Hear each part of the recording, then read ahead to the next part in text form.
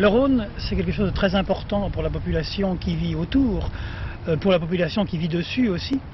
En effet, ce qui nous a frappé quand nous nous sommes occupés de cette création Rhône, c'est que la vie des gens, des bateliers, la vie des gens qui dépendaient du fleuve aussi, que ce soit dans la Drôme, dans l'Ardèche, puis plus loin, dans le Vaucluse, ou avant aussi en Suisse, parce que la tradition du Rhône est très vivace en Suisse aussi, marquait à la fois toute une tradition, tout un patrimoine et un ensemble de choses ancrées, que ce soit dans le domaine économique bien sûr, parce que le Rhône est quelque chose qui a évolué, mais aussi dans le domaine culturel, dans le domaine gastronomique aussi, qui était très très présent encore au cœur des populations. Mais s'il vous a paru important d'en parler, c'est que peut-être le présent suscite une inquiétude. Le présent suscite quelques inquiétudes. Moi qui ne suis pas rhodanien, je n'ai connu du Rhône que ce qu'il est actuellement, c'est-à-dire un Rhône aménagé, peu de terrains accidentés, peu de régions gardées naturelles comme elles l'étaient, et en même temps la présence par exemple de centrales à Cruas puis à Pierrelatte manifeste quelque chose qui peut angoisser, ou au moins qui peut interroger quant à ce que peut être le fleuve dans l'avenir. Et c'est quelque chose qui est ressorti des discussions que vous avez eues au moment de la genèse de ce projet? C'est ressorti, oui. La tradition du Rhône, on l'avait à travers des tas d'auteurs, que ce soit des auteurs connus ou des auteurs méconnus. Enfin, Lamartine a parlé par exemple du Rhône dans des alexandrins dithyrambiques. Aussi, des gens ont écrit des poèmes sur le Rhône, des chansons sur le Rhône, qui sont des gens d'ici, des gens qui ont habité près du Rhône. Et en même temps, donc, cette tradition, il y avait cette idée que notre Rhône, il a changé, que le Rhône maintenant, ce n'est plus comme autrefois, et que le Rhône de maintenant, c'est quelque chose qui impressionne, c'est quelque chose qui inquiète, c'est quelque chose... On n'a pas dit ça à d'autres époques, on n'a pas dit ça a changé par rapport à il y a 100 ans déjà? Sûrement, oui, sûrement. C'est vrai que le Rhône était inquiétant déjà dans l'histoire, puisque Madame de Sévigné, quand elle allait rencontrer Madame de Grignan, et on a des lettres à cet égard, et on les a lues pour préparer le spectacle, se plaignait des horreurs de la traversée du Rhône, disait qu'elle avait failli périr en traversant pour aller à Grignan, justement. Mais maintenant, cette peur, elle est une peur, je dirais, plus réaliste, au sens où le Rhône a pu être aussi un seigneur Rhône, un espèce de dieu mystérieux et sauvage, et que tel qu'il est actuellement, tel qu'il est aménagé, eh bien, le Rhône peut présenter des dangers qui sont concrets, qui sont en béton, qui sont une masse donc à son bord dont on se demande ce qu'elle va pouvoir donner. Alors nous avons cherché un petit peu dans tout ce qui a été écrit, raconté, chanté autour sur le Rhône. Et on a arrêté nos choix non pas à des données, comment dirais-je, des données pédagogiques. On n'a pas cherché à faire un cours sur le Rhône, un documentaire sur le Rhône, mais à choisir ce qui nous paraissait, nous, ce qui nous touchait, nous, à travers le Rhône, à travers ce qui a été raconté sur le Rhône. Tout ça pour faire un spectacle qui appelle à la fois la chanson et le théâtre, ce qui est une préoccupation qui nous est chère depuis déjà longtemps, pour donc chanter et raconter les histoires du Rhône, les histoires d'aujourd'hui, les histoires du passé, mêlées à une histoire d'amour, donc d'un gardien de musée qui nous fait visiter ce théâtre-musée autour du Rhône, mais en nous racontant quelque chose qui, lui, l'a touché un jour individuellement, très profondément, quoi. Les joutes constituaient toujours un élément central de réjouissance et jouent même encore souvent un rôle moteur dans les festivités rhodaniennes.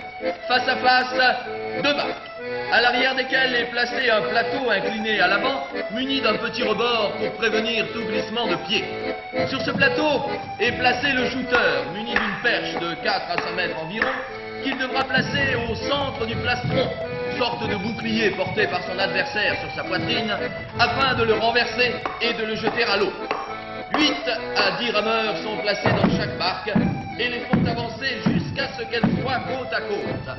Alors, les rameurs s'arrêtent et courbent l'échine, les lances se ploient en arc ou volent en éclats, à moins que l'un des jouteurs ne perde l'équilibre et ne soit précipité dans l'eau du Rhône.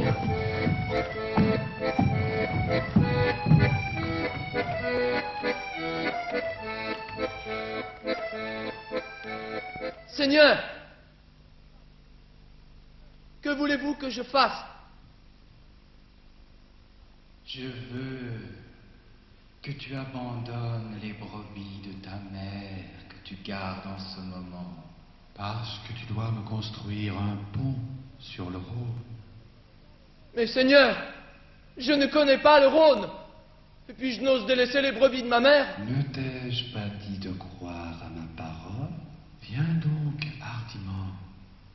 Je ferai garder les brebis de ta mère, et je te donnerai un guide qui te conduira au Rhône. Mais Seigneur, je n'ai que 3 oboles. Comment pourrais-je vous construire un pont sur le Rhône? Tu le construiras très bien, comme je te l'enseignerai. Benoît s'en alla donc, obéissant à la voix de Jésus-Christ qu'il avait entendue, quoiqu'il ne pût voir sa personne.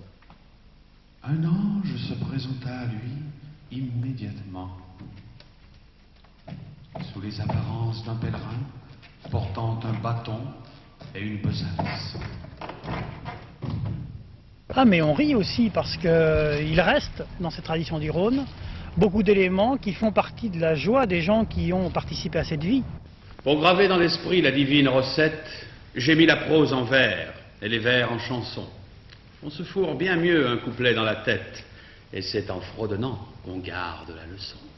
Et attention, amis des bons morceaux, chantons la matelote au parfum du laurier, au vin d'échalote, aux poissons les plus frais, pour elle extrait des flots, invention des dieux, œuvre des matelots. D'abord, pour commencer, retroussons notre manche, éventrons un brochet, une anguille, un carpeau, un chavasson bien gras, une truite, une tanche, et n'oublions jamais le succulent barbeau. Nous allons au moyen d'un couteau de cuisine découper chaque pièce en morceaux gros un peu, puis nous les roulerons dans la fleur de farine pour les précipiter dans la friture en feu. Et attention, Amis des bons morceaux, chantons la matelote au parfum du laurier, au vin à l'échalote, aux poissons les plus frais, pour elle extrait des flots, invention des dieux, œuvre des matelots. Notre poisson est pris, changeons de casserole. Mettons pour faire un roux aux parfums écumeux, beurre frais prévaisselle, un oignon qui rissole, farine pour lier et un peu de vin vieux. De haut goût parons-là comme on barre une belle, d'un bouquet de persil, d'une branche de thym, de laurier de girofle, un fragment de cannelle, farine pour lier et un peu de vin vieux. Et attention, Amis des bons morceaux, chantons la matelote au parfum du laurier, au vin à l'échalote, aux poissons les plus frais, pour elle extrait des flots, l'invention des lieux, œuvre des matelots.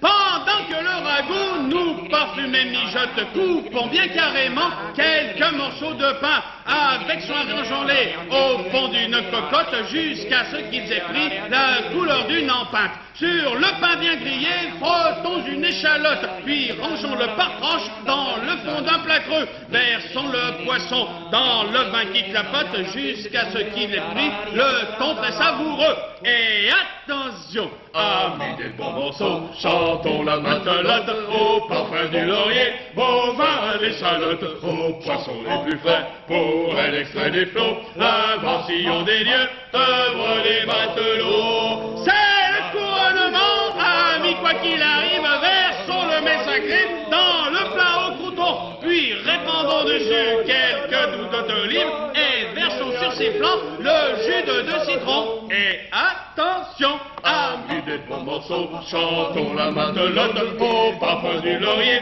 au vin à l'échalote, aux poissons les plus frais, pour elle extrait des flots, invention des dieux, œuvre des matelots. Le Rhône continue à générer au présent de l'écriture. C'est pas seulement un passé. C'était la question du spectacle.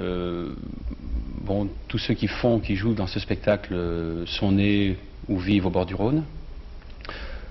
Le spectacle a consisté pour nous à essayer de trouver en quoi le Rhône nous était présent, nous. Qu'est-ce qui nous touche dans le Rhône? Je crois qu'aujourd'hui, le spectacle, pour nous, il a déjà porté des fruits, quoi. Pour moi, du moins. Alors il vous a fallu trouver des interprètes à triple vocation. Oui, alors tous les interprètes, Jean-Claude Sévère, Philippe Saïd, Philippe Coste et moi, sommes à la fois comédiens, chanteurs, musiciens, plus ou moins l'un ou l'autre selon chacun des individus, mais tous les trois donc sommes amenés à chanter, à jouer la comédie et à jouer de la musique dans le spectacle. À être aussi compositeur, metteur en scène, etc. À être aussi donc compositeur, Philippe Coste a écrit la plupart des musiques de chansons, quelques paroles, Jean-Claude Sévère aussi. Philippe Saïd a fait une improvisation sur le guide qui était la matière d'écriture du texte, donc du guide par rapport à sa femme. Et donc j'ai fait la mise en scène et puis j'ai un petit peu écrit l'adaptation donc théâtrale d'ensemble du spectacle qui, comme toutes les histoires d'amour, nous fait aller de l'humour à l'émotion, à des choses parfois plus tragiques ou parfois complètement cocasses, des rencontres complètement inattendues. Et aussi une interrogation sur un devenir de cet amour, de ce Rhône aussi, qui change bien vite.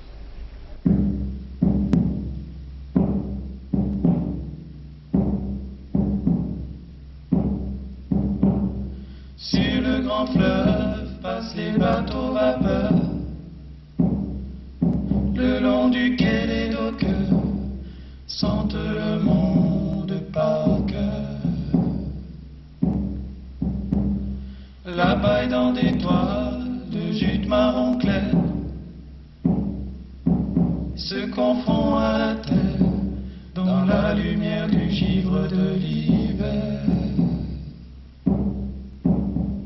Le ciel est rouge, le soleil orange, c'est le jour en train de se faire.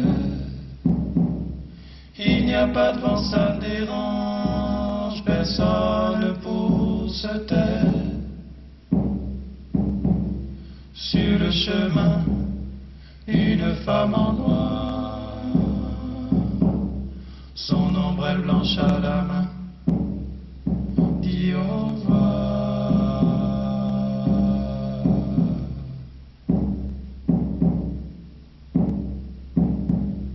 Dans le lointain, les barques des pêcheurs s'en reviennent, c'est l'heure au soleil pour changer de couleur. L'eau du fleuve devient rouge sang de la terre qui descend vers la mer depuis le début des temps. Les algues vertes sur les galets blancs dessinent un autre paysage. Sur les bords, les rires d'enfants éclairent le rivage. Sur le chemin, une femme en noir, son ombrelle blanche à la main,